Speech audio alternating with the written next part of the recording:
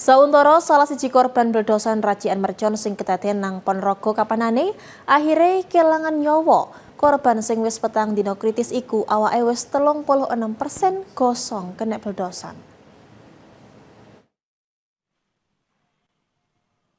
Upaya gawe nyelametno nyawane AF 20 tahun, korban bledosan racikan mercon teko salah siji omah nang Desa Ploso Jenar, Kecamatan Kauman Kabupaten Ponorogo, akhirnya gak iso dilakoni. Isuk mang korban diangkat barek sing gawe urip. Samarine petang dino kondisine kritis.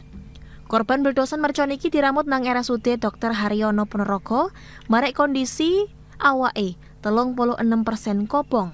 Salah sijine nang sese gulu sing ngarakno korban kangelan ambekan.